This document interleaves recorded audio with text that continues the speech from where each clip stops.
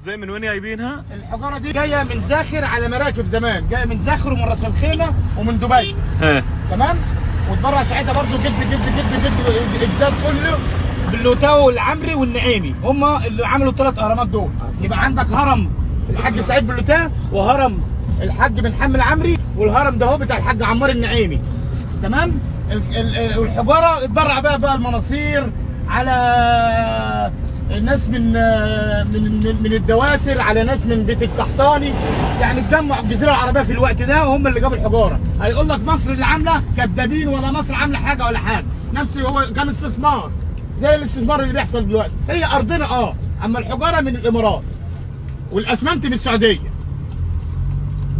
والهرم الثاني ما خبرته. والهرم الثاني ده اهو من 7100 سنه.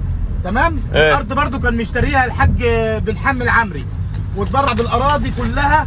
الحاج اشتراها من مصر، واللي اتبرع برضو بالحجاره ديت كان بقى ايام ابو لهب وايام عمرو بن هشام وايام ابو جهل، جابوا برضو الحجاره دي من هناك. تمام؟ وين يبيها؟ الاهرامات الارض نفسها كانت بتاع الحاج سعيد لوتاه، اتبرع بيها لفرعون زمان. اجداد باللوتاه هم اللي اتبرع بالارض. بعد ما اتبرع الحاج سعيد باللوتاه راح الارض، راح هو اتصل على الامراء السعوديين ساعتها وقتها، هم اللي جابوا الحجاره وهم جابوا الرمله، والارض كانت من مصر اشتراها الله يديله الصحه الحاج سعيد باللوتاه.